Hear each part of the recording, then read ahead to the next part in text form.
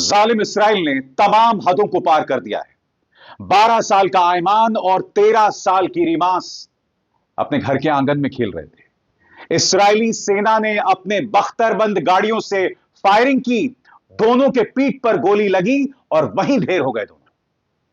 यह कैसा जुल्म है दोस्तों, कैसा जुल्म है कि बच्चे जो अपने आंगन में खेल रहे होते हैं उसे इस्राएली सेना इस बेरहमी से मार देती है।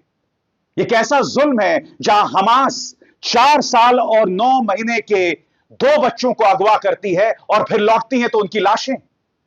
क्या इनके अंदर इस कदर बेरहमी है? मगर आज बहुत जरूरी हो जाता है दोस्तों कि एक ऐसे वक्त जब हमास ने कम से कम 6 इस्राएली बंधकों को रिहा किया, जिसमें 2 इस्राएली जासूस थे जिन्हें वो मौत के घाट उतार सकते थे, एक ऐसे वक्त इस्राएली सेना बेकसूर बच्चों को मार रही है। 12 साल का आयमान और 13 साल की रीमास, क्या दोष था इनका बताइए? आप बख्तरबंद गाड़ियों में बैठकर उन पर गोलियां चला रहे हैं।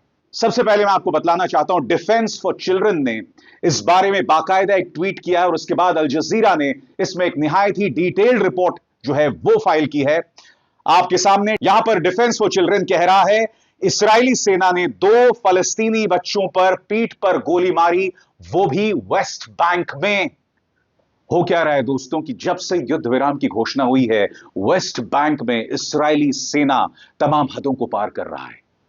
वहां पर इस्राएली सेटलर्स जो हैं फलस्तीनियों पर हमला बोल रहे हैं, उन्हें मार रहे हैं और अब तमाम हदों को पार कर दिया गया जब देखिए 2 बच्चों को मौत के घाट उतार दिया गया। मैं आपको बतलाना चाहता हूं इस बारे में अल जजीरा क्या कहता है। 2 फलस्तीनी बच्चों को इस्राएली फोर्सेस ने पीठ पर गोली मारकर मार डाला। यह घटना कब्जे वाले वेस्ट बैंक में हुई। 12 साल के आयमान नासिर अल युमेनी को हेब्रोन में मार दिया गया, जबकि 13 साल की रीमास को जेनिन गवर्नरेट में गोली मार दी गई। फलस्तीनी स्वास्थ्य मंत्रालय और वाफा न्यूज एजेंसी ने इस बात की पुष्टि की है। इजरायली फोर्सेस ने अल युमेनी पर गोली चला दी जब वो हेब्रोन के दक्षिण में अपने रिश्तेदारों के साथ मिलने गया था। उसे तुरंत अस्पताल ले जाया गया, लेकिन जख्मों की वजह से उसकी मौत हो गई। वहीं दूसरी तरफ 13 साल की अल अमूरी की पेट में गोली लग गई और उसे जेनिन गवर्नरेट अस्पताल ले जाया गया, जहां थोड़ी देर बाद उसे मृत घोषित कर दिया गया। और ये सारा तमाशा, ये तमाम जुल्म जो है इस्राएली सेना अपनी बख्तरबंद गाड़ियों में बैठकर कर रही। इनके अंदर की इंसानियत किस कदर खत्म हो गई है ना दोस्तों। इस बारे में न्यूज एजेंसीज क्या कहती हैं उस पर भी गौर किया जाए। DCIP के मुताबिक एक इजरायली सैनिक जो एक बख्तरबंद गाड़ी में लगभग 50 मीटर की दूरी पर तैनात था, ने कम से कम 5 गोलियां उस आंगन में चलाई जहां अल अमूरी खड़ी थी। एक गोली उसकी पीठ में लगी। DCIP के अयेद अबू इक्तेश ने कहा, आयमान और रीमास दोनों को अचानक और बिना किसी चेतावनी के पीठ पर घातक गोली मारी गई, जबकि इस्राएली सैनिक सुरक्षित रूप से बख्तरबंद गाड़ियों में बैठे थे। उन्होंने आगे कहा, इस्राएली फोर्सेस को फलस्तीनी बच्चों की जिंदगियों की कोई परवाह नहीं है और सिस्टम में जो दंड मुक्ति है उसके चलते उन्हें किसी भी अंजाम का सामना नहीं करना पड़ेगा। मैं फिर आपसे पूछना चाह रहा हूं दोस्तों, चाहे इन 2 इस्राएली बच्चों को मौत के घाट उतार दिया जाता है या फिर 12 साल का आयमान और 13 साल की रीमास, इन्हें जो मौत के घाट उतार जा रहा है उसका क्या? हमें यह नहीं भूलना चाहिए दोस्तों कि गजा में करीब 60,000 लोगों को इस्राएली सेना मौत के घाट उतार चुकी है। इनमें अधिकतर औरतें और बच्चे हैं। हजारों की तादाद में जो बच्चे मारे गए उसकी जवाबदेही किसकी है? किसी ना किसी को तो इसकी जवाबदेही तय करनी पड़ेगी ना। और यहां पर इन 2 बच्चों को ऐसे समय में मौत के घाट उतारा गया है जब हमास ने 6 इस्राएली बंधकों को रिहा किया है, जिसमें 2 इस्राएली जासूस थे। मैं आपको बतलाना चाहता हूं, एक बहुत ही डिटेल्ड सेरेमनी में, एक विस्तृत समारोह में उन्हें रिहा किया गया। अब मैं आपको एक रिपोर्ट दिखाना चाहता हूं अल जजीरा की। आप इसके अंदर देखिएगा किस तरह से रिपोर्टर बता रहा है उस लम्हे को जब 2 इस्राएली बंधकों को हमास जो है रिहा कर रहा है, पूरे गाजे बाजे के साथ। इस मौके को देखिएगा, क्योंकि आपको याद होगा जब शीरी बीबास के 2 बच्चों की लाशों को भी जो है सुपुर्द किया गया था, तब भी एक बहुत बड़े समारोह में इसे किया गया था, जिसकी खासी आलोचना हुई थी। मगर आज उन्होंने मौके की गरिमा का ख्याल रखा, क्योंकि जिन्हें रिहा किया गया वो जिंदा थे। देखिए इस बारे में अल जजीरा क्या कहता है। Well, after the arrival of the vehicles for the ICRC, now 3 vehicles, as you can see, for the military wing of Hamas have arrived to the site. They are bringing 2 Israeli captives. They are Avram Mengistu and Tal Shoham. They are right now one of the key commanders of the military wing of Hamas is sending and handing over the official documentation for the release and the handover of the Israeli captives. Now, the 3 cars that arrived to the site are quite taken very undisclosed roads, and the Israeli captives are still inside these vehicles. They did not get out from the vehicle so far. But as you can see in the frame, that this masked fighter is now telling and delivering a speech to the Palestinian crowds here,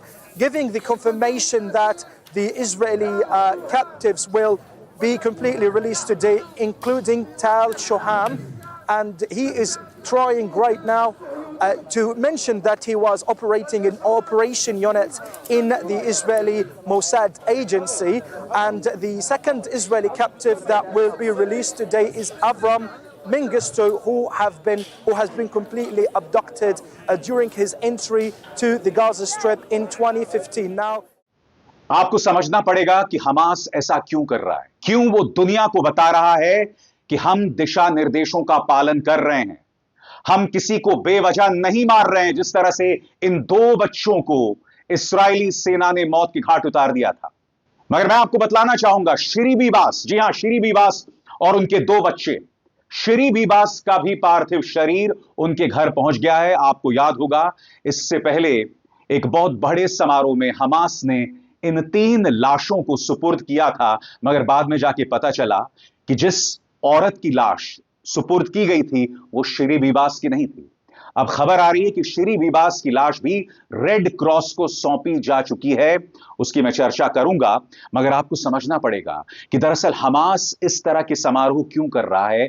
वो report जो अभी अभी मैंने आपको दिखाई, क्योंकि वो दुनिया को बतलाना चाहता है, वो कहीं ना कहीं इस प्रोपेगेंडा वॉर का हिस्सा है, जिसमें वो दुनिया को बताना चाहता है कि उसके अंदर इंसानियत जिंदा है।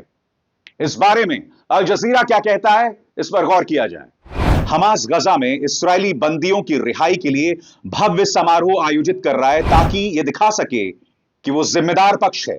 एक विश्लेषक के मुताबिक वे दुनिया को यह संदेश देना चाहते हैं कि वे बंदियों को जिंदा रखने और सुरक्षित रखने की कोशिश कर रहे हैं। अल जजीरा से बात करते हुए इस्तांबुल जाइम यूनिवर्सिटी के प्रोफेसर सामी अल आर्यान ने कहा कि यह सार्वजनिक समारोह सिर्फ रिहाई के लिए नहीं, बल्कि इसराइल की ओर से बनाई जा रही कहानी को पहले से नियंत्रित करने की रणनीति भी है। वे पूरी दुनिया को दिखा रहे हैं कि हालात कैसे हैं, और यह सब बहुत जिम्मेदारी के साथ किया जा रहा है।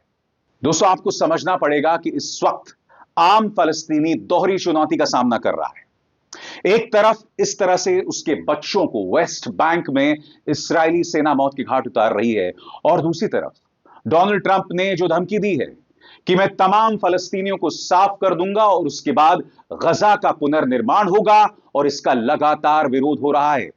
इस बारे में क्या कहते हैं अल आर्यान, उस पर भी गौर करने की जरूरत है। ट्रंप की गजा से फलस्तीनों को निकालने की योजना, नेतन्याहू की राजनीतिक चालें और हाल ही में अरब नेताओं की ओर से गजा के पुनर्निर्माण की योजना पर बात करते हुए अल आर्यान ने कहा कि कोई भी अरब पहल ट्रंप के फायदे में जाएगी। मुझे लगता है कि यही ट्रंप का इरादा है, अरब देशों को इस दिशा में कदम बढ़ाने के लिए मजबूर करना। ट्रंप का असली मकसद यह सुनिश्चित करना है कि इस सब के बाद गजा में हमास सत्ता में न रहे। वो नहीं चाहता कि यह जंग फिर से शुरू हो, क्योंकि यह उसके घरेलू और अंतर्राष्ट्रीय एजेंडा से ध्यान भटका सकता है।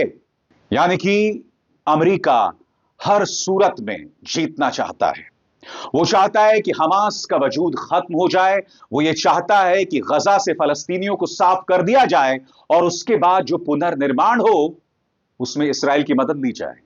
और आप जानते हैं दोस्तों, इंसानी निगाह से यह किसी को मंजूर नहीं होने वाला है। इसका विरोध होगा और दुनिया एक बहुत ही खतरनाक मोड़ की तरफ बढ़ेगी। बड़ा प्रश्न, क्या अरब देश इसे स्वीकार करेंगे?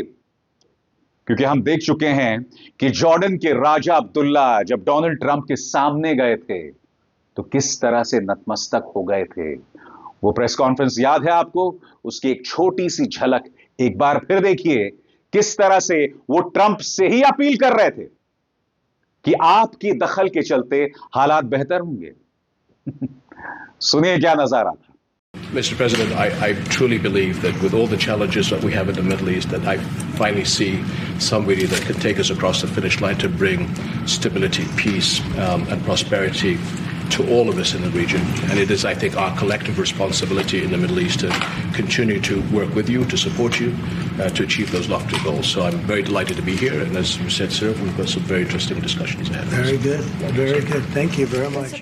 बहरहाल दोस्तों, श्री बीबास, उनका पार्थिव शरीर वापस आ गया है और नेतन्याहू ने चेतावनी दी है कि मैं हमास को नेस्तनाबूद कर दूंगा। आपको क्या लगता है, क्या नेतन्याहू की यह चेतावनी अंजाम तक पहुंचेगी? आइए देखते हैं इस संदर्भ में अल जजीरा की रिपोर्ट और मैं उसकी चर्चा फिर करता हूं। Hamas says it has handed the body of Shiri Bibas to the Red Cross. Bibas was killed in Gaza together with her 2 children. They had been taken captive during the Hamas attack inside Israel on October 7th, 2023. Israeli government says forensic tests showed the body handed over on Thursday as part of the ceasefire agreement was that of an unidentified Palestinian woman and not Shiri Bibas. This prompted Israeli Prime Minister Benjamin Netanyahu to threaten Hamas. All of Israel is united in grief. And as the Prime Minister of Israel, I vow that I will not rest until the savages who executed our hostages are brought to justice. They do not deserve to walk this earth. Nothing will stop me. Nothing. दोस्तों, ये दोनों चीजें एक साथ नहीं हो सकती। एक तरफ युद्ध विराम और दूसरी तरफ बेकसूर बच्चों को मारा जाए। नेतन्याहू लगातार धमकी देते रहे और जाहिर सी बात है, हालात बद से बदतर ही होंगे। कहीं ना कहीं नेतन्याहू यहां पर सब्र का इम्तिहान ले रहे हैं। मगर आज मैं अपने दर्शकों से अपील करना चाहता हूं कि हम सब अपनी इंसानियत का इम्तिहान न लें। जब हम अपने सामने जुल्म देखते हैं, वो जुल्म चाहे जिसका भी हो, उसके खिलाफ हमें आवाज बुलंद करनी चाहिए। अगर आप इस्राएली सेना का समर्थन करते हैं या हमास का समर्थन करते हैं तो इसका मतलब यह नहीं कि उनके जुल्म पर आप खामोशी अख्तियार कर लें। यह किसी भी सूरत में स्वीकार नहीं किया जा सकता, क्योंकि अगर आप ऐसा करते हैं, अगर आप जिसका समर्थन करते हैं उसके जुल्म पर आंखें बंद कर लेते हैं, यानी कि आप इंसानियत से मुंह मोड़ रहे हैं। और इस मंच पर जो जुल्म करता है, मैं उन्हें एक्सपोज करता हूं और करता रहूंगा। लोगों की गालियों का, उनके तानों का, उनकी ट्रोलिंग का अभिसार पर असर नहीं पड़ने वाला है। हम वो हैं जिनके खिलाफ सरकार ने इनकम टैक्स, ईडी और दिल्ली पुलिस की एंटी टेरर सेल हमारे घर में आए। हुजूर, आपको क्या लगता है, ट्रोलिंग और गालियों से मुझ पर कोई असर पड़ेगा? आपको नेतन्याहू का समर्थन करना है, कीजिए। हमास का आंख बंद करके समर्थन करना है, कीजिए। मगर इस मंच पर मैं आप तक खबर पहुंचाता रहूंगा। अभिसार शर्मा को दीजिए इजाजत। नमस्कार। स्वतंत्र और आजाद पत्रकारिता का समर्थन कीजिए, सच में मेरा साथी बनिए। बहुत आसान है दोस्तों, इस ज्वाइन बटन को दबाइए और आपके सामने आएंगे ये 3 विकल्प, इनमें से एक चुनिए और सच के इस सफर में मेरा साथी बनिए।